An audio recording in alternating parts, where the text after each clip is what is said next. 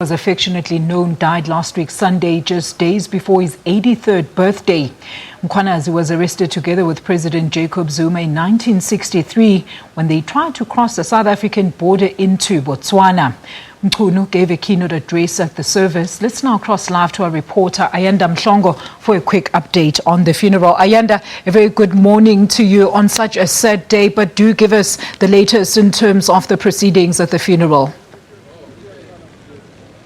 A very good morning to you, Alicia. Coming from a very, very cold and wet Richards Bay this morning in Pangeni for, as you said, the special official funeral of the late Riot Mkhwanazi, a leader of the ANC, an MK operative, a struggle veteran.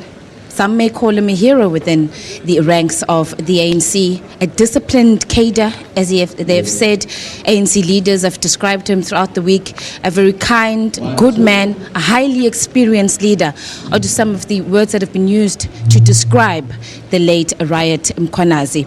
As you said, of course, that he was arrested with President Jacob Zuma and many other struggle heroes or veterans in the ANC and served for 10 years on Robben Island.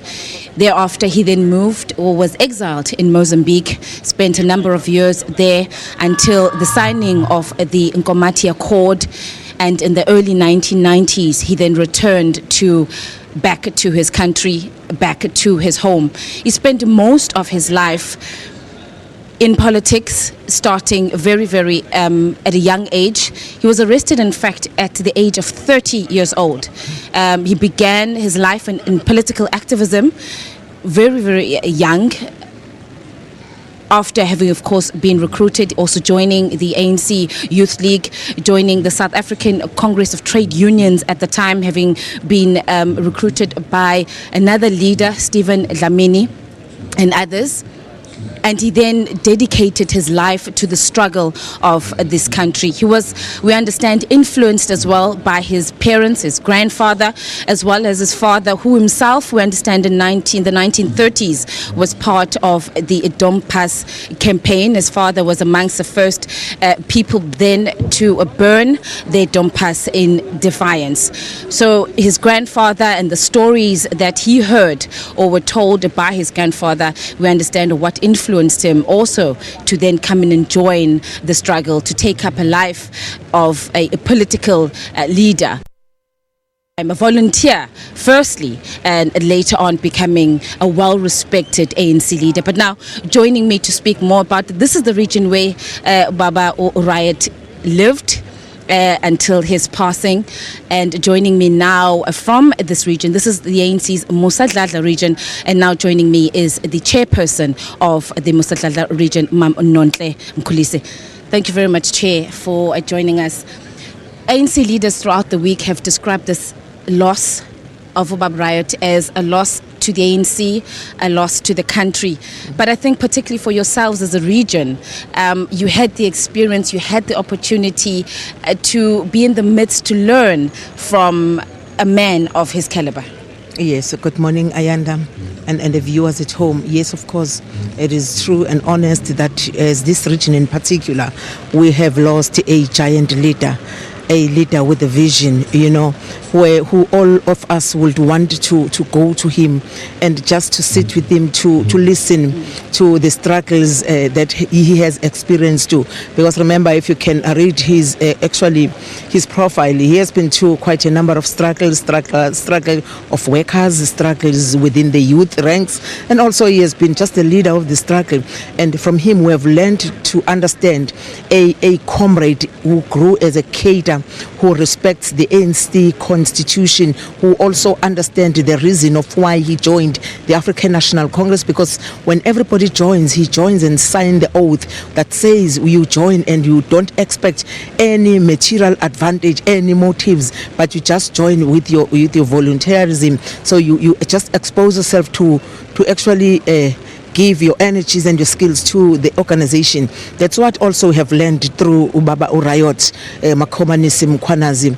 This region, Mosadladla, in its journey of the revolution from the Northern Natal to the North Coast and later known as Mosadladla, when we write our own history, I also want to actually remind others. I've been reminding them even in the memorial service that when ANC was actually celebrating 100 years of its existence, in this region we also celebrated, and we make a particular booklet that was speaking about our heroes, our leaders, all those that contributed to make ANC in this region to be where it is. And one person who actually has been in all chapters was Babu Riot Makhomanisi Mkwanazi. So as this region, honestly, we will be very poor without him, because he was the knowledge of all of us, where all of us will go and consult in any event.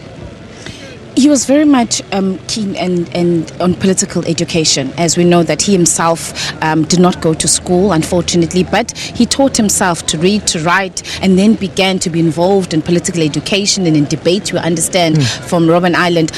And when he came back, we understand that he stressed that as well amongst young ANC cadres to educate themselves. How important is that for an ANC member, for a cadre of the ANC? It is very much important. Remember, Ayanda, when ANC went to its last Congress in 2012, one other decision was to build a cadre within this decade, and Babu Riot was also one of those people who you can go and actually have information into saying what is a cadre and what does a cadre differs from a comrade. That's the character of Babu Riot was then able to tell you exactly that, because he was just a man who believed in the organization without mincing words. He was a very principled man. So what we have learned also through education, it is because political education, it is also because we want to develop cadres that are just disciplined, that are dedicated, that are visionary, that understands ANC, that actually also are not taking other things, to confuse what the ANC stands for, other than the personal interest. Babu Riot was actually an outstanding cadre within our movement. So political education, if you still had energy, we were going to still continuously learn a lot from him.